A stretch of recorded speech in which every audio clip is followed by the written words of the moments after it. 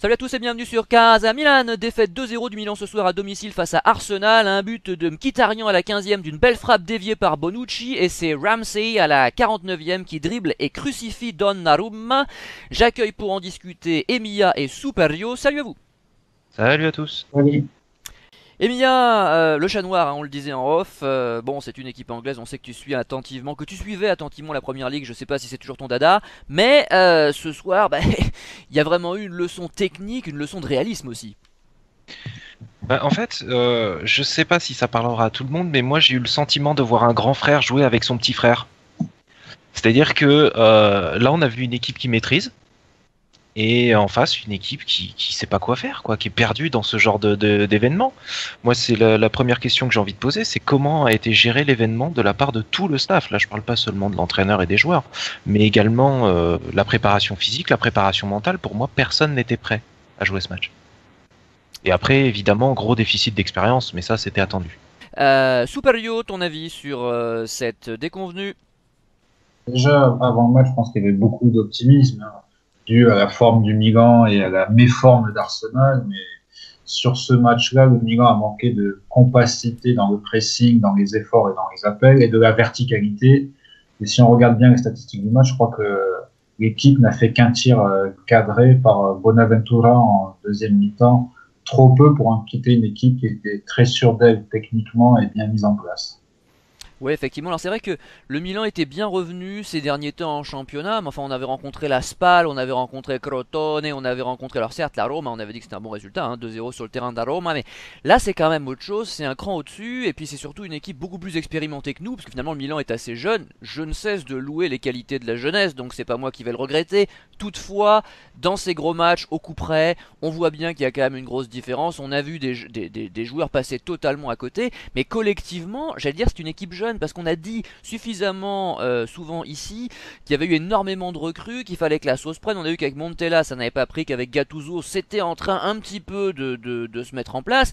Mais on rencontre Arsenal certainement trop tôt, même si avant le match, on avait vu les résultats d'Arsenal en championnat et on se disait, ils sont prenables. Sauf qu'on a vu d'autres équipes, y compris d'ailleurs le Milan par le passé, souvenez-vous, être décevants en championnat et puis tout jouer sur la coupe, tout miser.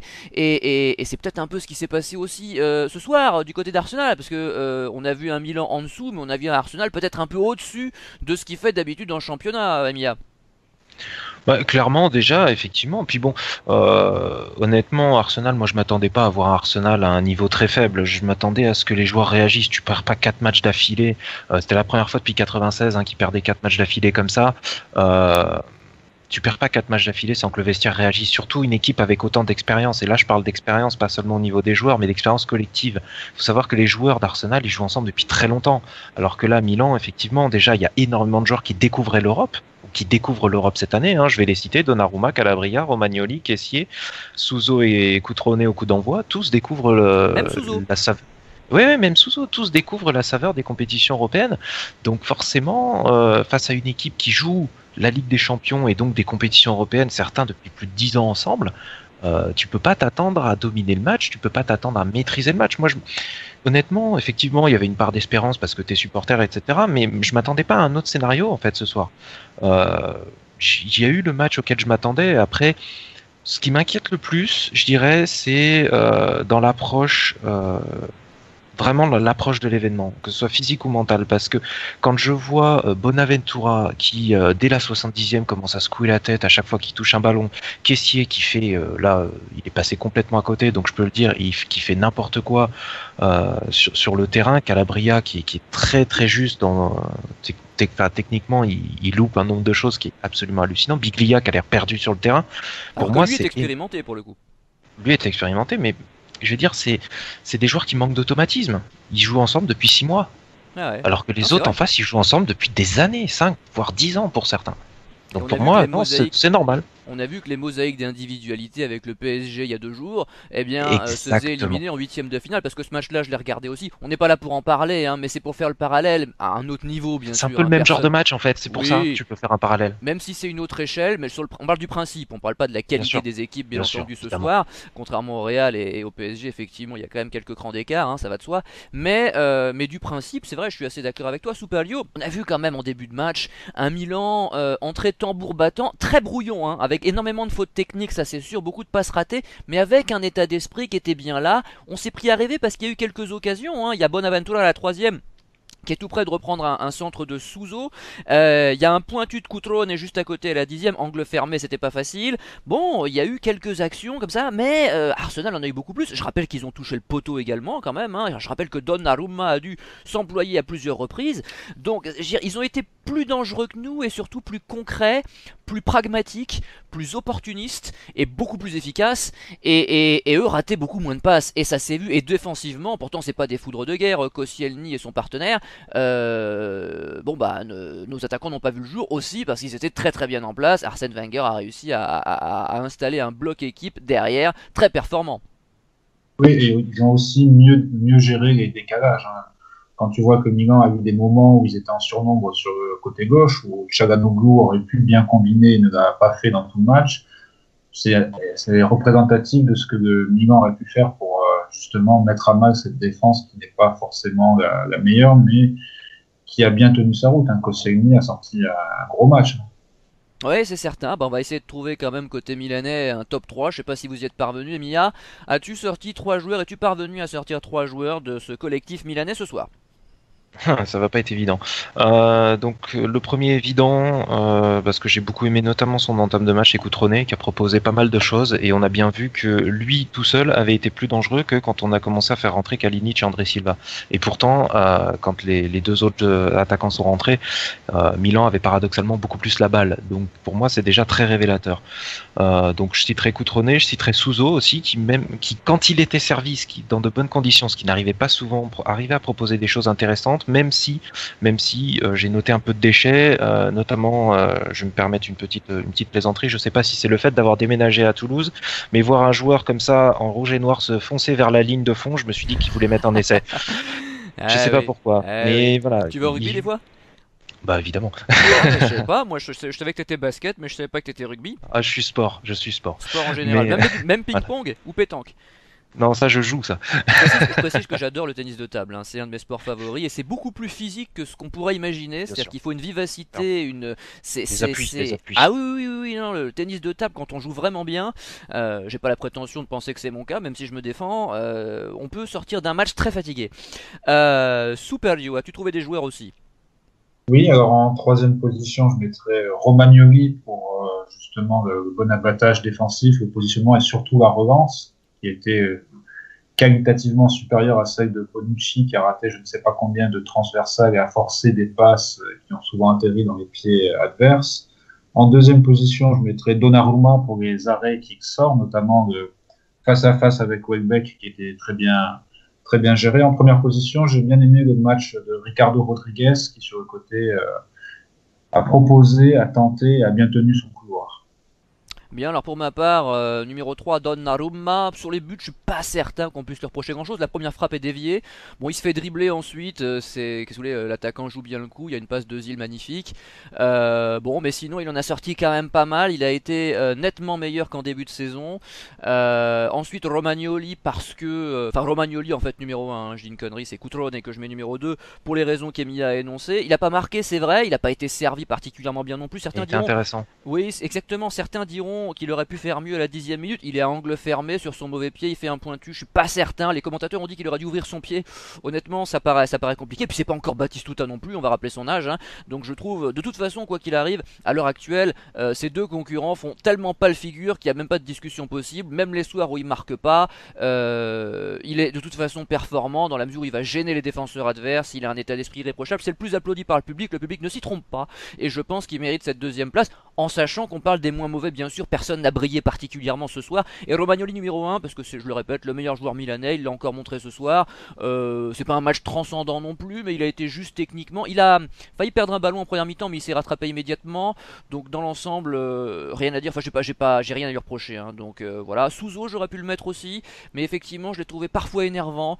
Il aurait peut-être mérité d'être numéro 3 ou numéro 2. Voilà. Bon, c'était petite hésitation. C'est vrai que c'est difficile de sortir quelqu'un qui a particulièrement brillé, on va pas se mentir, défaite 2-0 à domicile, c'est compliqué, on va trouver peut-être plus de monde avec les flops, même si c'est le collectif finalement le flop, hein, ce soir. Mais enfin, Voilà. Emilia, peut-être as-tu des joueurs en particulier? Alors, ouais, des joueurs en particulier. Alors, en flop, en numéro 3, je mettrais Biglia parce que sur un match comme ça, il doit faire parler l'expérience. Lui, justement, un des rares qui en a. Je l'ai trouvé complètement éteint, même si j'ai trouvé le dispositif d'Arsène Wenger sur Biglia très intéressant, à savoir que Wenger fait jouer en défense un numéro 10, ce qui fait qu'il y a un joueur en permanence avec Biglia, ce qui fait que la relance est extrêmement compliquée. On a souvent vu justement Bonucci devoir forcer des relances longues parce qu'il ne pouvait pas passer par Biglia. Ensuite Calabria en numéro 2 parce qu'il a raté énormément de choses, parce que techniquement surtout je l'ai trouvé en dedans. J'ai eu peur qu'il se blesse à un moment donné. Je vois le genou qui tourne un peu, je me dis que ça sent l'entorse, puis finalement il a l'air de continuer.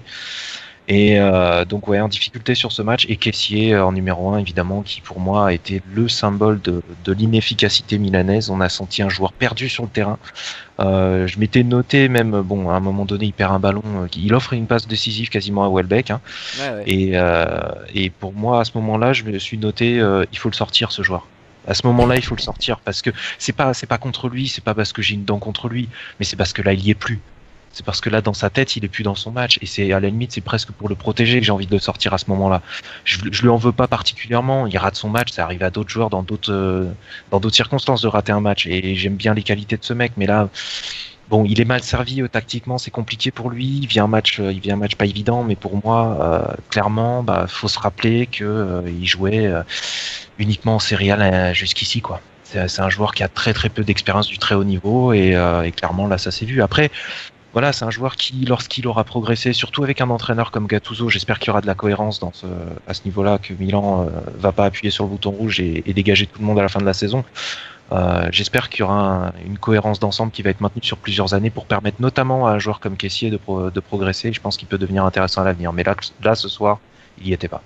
Bah, c'est vrai que face aux Anglais, on sait qu'il y a toujours plus d'intensité dans ces matchs-là, qu'effectivement les matchs qu'on joue en Serie A, ça c'est évident, c'est indéniable, ça s'est vu. C'est peut-être ça d'ailleurs aussi qui a fait Le que rythme, le quoi. Milan. Mais oui, le rythme est beaucoup plus élevé, donc on a vu un Milan brouillon aussi parce qu'il fallait gérer la pression physique imposée par les adversaires.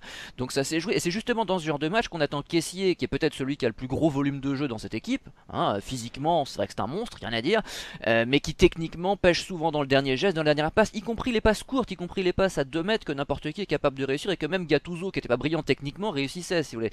Donc c'est vrai que là on l'attend, et malheureusement, je suis d'accord avec toi, il a déçu. Plus que déçu même. Superio. En troisième position, j'ai mis Calabria pour les raisons que vous avez évoquées, mais aussi pour le fait que sur le premier but, il se jette un peu assez naïvement, péché de jeunesse et les problèmes de relance. En deuxième position, j'ai mis tout un collectif, c'est-à-dire l'ensemble du milieu de terrain qui pour moi était inexistant, que ce soit Biglia, vous rappelez son expérience, notamment l'international qui a joué une finale de Coupe du Monde titulaire. Hein. Sur ce match-là, il n'a pas pesé, n'a pas su impulser un pressing collectif, était en retard et mal placé sur le deuxième but. Bonaventura, je l'ai trouvé très, comment dire, très peu doué techniquement sur ce match. Ouais. Avec beaucoup de frappes forcées ratées, mais c'est lui quand même qui a tenté le plus de fois. Le moins mauvais au milieu du terrain, c'est lui qui fait, je crois, la seule frappe cadrée milanaise du match. Et en première, enfin Kessié, pardon, je dis Kessié. Kessié, pour moi, c'est le même cas que Gagliardini, qui joue à l'Inter, qui était très bon à l'Atalanta, mais qui n'ont pas encore passé un cap pour jouer dans un club comme Milan ou l'Inter, et qui ont une marge de progression si les entraîneurs les suivent bien, et si, bien entendu, ils progressent. Enfin, en flop numéro 1, j'ai mis Çalhanoğlu qui n'a rien apporté, a gâché beaucoup de possibilités sur le côté gauche, qui n'a quasiment pas réussi ses combinaisons. À part un bon centre, il n'a pas fait grand-chose du match. Alors que sur les dernières semaines, il avait l'air de revenir en forme. La cure Gattuso avait l'air de lui faire du bien. Bon, il peut passer à côté de ce match aussi. Ouais, le problème c'est qu'il passe souvent à côté face aux équipes un peu meilleures que l'Austria, comme je le disais le week-end dernier. Donc en ce qui me concerne, numéro 3, Calabria, Calabria, oui, encore une fois, la jeunesse, hein, ça a ses avantages et ses inconvénients. On sait que Calabria est inconstant, il nous a fait de très bonnes parties, comme de très mauvaises parties, il est en apprentissage. Malheureusement, Abate n'était pas là ce soir, Conti n'est pas encore revenu, on l'attend, hein, ça y est, il fait partie de l'effectif, enfin il n'est pas prêt évidemment pour ce genre de joutes, hein, on espère le revoir très vite. Calabria, a insisté hein, bien sûr sur lui, mais bon c'est vrai qu'il donne le deuxième but parce qu'il se fait prendre comme un bleu, comme un inexpérimenté qu'il est. Encore, enfin ça a été l'un des plus imprécis, l'un des plus décevants, l'un des plus pris de vitesse par les adversaires, laissant des boulevards hein, sur son côté. C'est vrai que c'est impardonnable. Moi qui aime les défenseurs latéraux qui défendent, forcément vous pensez que je suis pas du tout satisfait du match de Calabria ce soir. Maintenant si je le mets que numéro 3, c'est précisément pour son âge, parce que j'estime qu'il y a des gens un peu plus expérimentés qui ont fait du coup pire que lui. Numéro 2, je mets Kessié, vous avez tout dit, donc je n'y reviens pas. Je pense aussi qu'il faut insister avec lui, mais c'est dommage qu'il n'ait pas de vrai concurrent. C'est-à-dire qu'on est quasiment obligé de le titulariser à chaque match parce que Montolivo, que je préfère d'ailleurs à Bilia pour ma part, mais enfin bon, chacun en pensera ce qu'il voudra. Je trouve Montolivo plus performant que Bilia cette année. Ne peut pas assumer le rôle de caissier parce que physiquement c'est pas la même chose. C'est pas un essuie-glace Montolivo, même s'il récupère beaucoup de ballons. Donc on est obligé de titulariser caissier. Et ce profil de joueur à la Gattuso justement, gros volume de jeu, récupérateur, etc. essuie-glace se fait de plus en plus rare. Et les vrais bons joueurs dans ce domaine, il faut le reconnaître quand même, sont pas légion, hein, puisqu'aujourd'hui c'est que le football offensif qui compte. Dans le football moderne c'est comme ça, c'est ainsi, il faut s'y faire. Les vrais milieux défensifs franchement c'est pas si simple à trouver. Numéro 1, j'ai mis la paire du côté gauche, c'est-à-dire Bonaventura. Ça surprendra tout le monde parce que c'est l'un de mes chouchous, mais qu'est-ce que vous voulez, il a été mauvais, il faut le dire. Et Çalhanoğlu, là ça surprendra moins de monde. Çalhanoğlu, donc là je suis pas surpris qu'il soit mauvais dans ce genre de match, pour la bonne et simple raison, comme je viens de le dire, que l'adversaire est d'un niveau au-dessus par rapport donc à Spal, par rapport à tout ça, hein, les quelques rares matchs où Çalhanoğlu a pu briller, si tant est qu'on peut parler de briller, parce que je lui reprochais déjà son individualisme et le fait de bouffer la feuille régulièrement, même face aux petites équipes, mais enfin il était nettement meilleur techniquement, individuellement. En tout cas ce soir il a été en dessous de tout, mais Bonaventura a presque fait pire, et Bonaventura je lui en veux parce que il revenait bien, c'est l'un des joueurs sur lesquels s'appuie l'équipe normalement, c'est l'un des joueurs les plus performants en termes statistiques, de passes décisives, de buts décisifs, etc. depuis quelques années au Milan AC. Et ce soir il a été en dessous et là pour le coup lui je lui en veux. Alors après, vu qu'ils ont été mauvais collectivement, c'est difficile de tomber sur un joueur en particulier, mais c'est le poumon de cette équipe, c'est l'un des joueurs clés. C'est peut-être le moins mauvais du milieu de terrain au niveau de l'activité, mais il a été tellement imprécis. On sait qu'il est technique, Bonaventura, c'est un bon dribbleur, c'est un bon passeur, c'est pas quelqu'un qui a énormément de déchets dans son jeu, sauf sur les frappes de loin, ça on est habitué. Et là ce soir il a à peu près tout raté et c'est vraiment déplorable, donc il fallait insister là-dessus. On passe au mot de la fin. Je pense qu'on va parler peut-être quand même de ce qui s'est passé, enfin moi en tout cas je vais parler de la raison pour laquelle évidemment le match Milan-Inter, le derby, n'a pas eu lieu dimanche dernier. Mais Soupalio, tu voulais peut-être en dire un mot? Oui, je comptais utiliser ce moment-là vas-y. Pour rendre hommage à Davide Astori qui est décédé tragiquement, comme chacun le sait, dans la nuit de samedi à dimanche à Udine, où la Fiorentina devait jouer son match. Déjà, mourir à 31 ans, laisser une femme et une fille aussi jeune, peut qu'adresser les condoléances à la famille et au monde du football italien. Je pense que la décision d'arrêter, de ne pas jouer des matchs était tout à fait logique. Il y a bien plus important que le football et on peut rendre hommage à ce joueur qui a toujours été loyal sur et en dehors du terrain et qui était international. Oui, formé au Milan, hein, on va le rappeler, dont je souhaitais le retour il y a quelques années, mais bon, qu'est-ce que vous voulez, c'était pas la politique du club. Et puis proche de beaucoup de nos défenseurs, hein, proche de Bonucci, si je ne m'abuse, de Romagnoli, évidemment, forcément certains ont dû être marqués. C'est pas la raison principale, bien sûr, de la déconfiture de ce soir, mais il est possible qu'il y ait un petit peu de ça aussi, parce que je pense que ça doit être un moment assez difficile à gérer pour beaucoup de joueurs. Je veux pas trouver d'excuses, hein, c'est pas la question, mais enfin. C'est un drame personnel. Nous supporters évidemment ne le connaissions pas personnellement, ça nous marque quand même, on n'est pas insensible du tout à ce qui se passe, hein. Qu'est-ce que vous voulez, on est supporters du football italien. Des joueurs comme ça qui ont marqué également la nationale, hein, qu'on a vu en sélection, eh bien nous marquent aussi, et forcément on est peiné, mais vous imaginez bien que ses coéquipiers, les gens qui l'ont côtoyé dans le vestiaire, etc., et parmi eux des Milanais, donc ont dû être encore plus marqués, et c'est difficile de faire l'impasse sur ce sujet. Voilà. Emilia. Bah, simplement moi, au-delà de dire voilà que j'adorais ce joueur et que moi aussi je souhaitais son retour à Milan, moi le truc qui m'a marqué principalement quand j'ai appris la nouvelle, c'est que avec Astori on a 6 mois d'écart. On est de la même année et forcément quand on apprend ce genre de nouvelles qui décède pendant son sommeil comme ça, On se dit que le football au final c'est peu de choses et que il faut juste simplement profiter de notre famille tant qu'on peut encore le faire parce qu'on sait jamais quand ça va s'arrêter. Et si j'avais un mot de la fin, ce serait simplement de conseiller, profiter de ce mot-là pour conseiller à tous nos éditeurs de faire de même, profiter de votre famille parce qu'on ne sait jamais. On se retrouvera peut-être ce week-end pour parler du Genoa si le cœur nous en dit et si le match est intéressant. Quoi qu'il arrive, on va suivre les débats bien évidemment en championnat et peut-être en Europa League aussi, mais vous vous doutez bien qu'on n'imagine pas une qualification du Milan après ce qui vient de se passer. Enfin, il y a le score, d'accord, mais il y a aussi la qualité du match et l'écart entre les deux équipes. On va quand même y aller, on va regarder le match. Après tout, le football nous a réservé tellement de surprises par le passé. Enfin, la cote doit être grosse là, hein.